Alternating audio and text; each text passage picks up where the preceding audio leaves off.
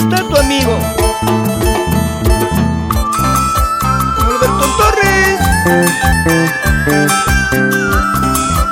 En tu corazón,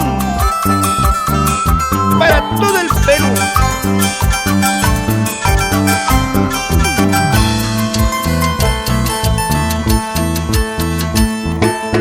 Esos tus ojos y tus pestañas ya no me miran como antes.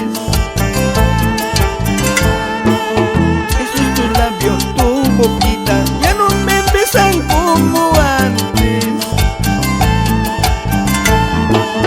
¿Qué te ha pasado? ¿Qué ha sucedido? Cuéntame algo, ay amor mío. ¿Qué te ha pasado? ¿Qué ha sucedido? Cuéntame algo, ay amor mío. Esos tus ojos y tus pestañas ya no me miran como antes. Esos tus labios, tu boquita ya no me besan como antes. ¿Qué te ha pasado? ¿Qué ha sucedido? Cuéntame algo, ay amor mío.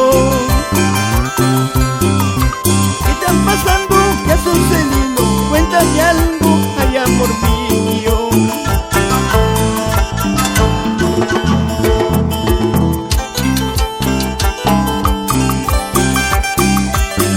Con todo cariño, para Norma Salcedo Capali, provincia de Lucanas, distrito de San Pedro de Santa Isabel.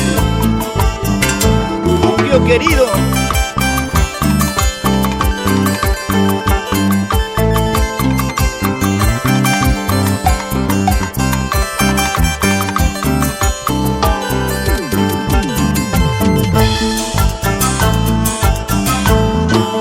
estás llorosa, muy ojerosa y no dices qué es lo que tienes. Muy demacrada, labios resecos y no dices nada de nada. Ya no soporto a tu silencio, cuéntame algo, ay amor mío. Ya no soporto a tu silencio, cuéntame algo, ay amor mío. Por amarte a ti, por quererte a ti, mira cómo ando hoy, compadecido de ti, compadecido de ti. Por quererte a ti, por amarte a ti, mira cómo ando hoy, compadecido de ti, compadecido de ti.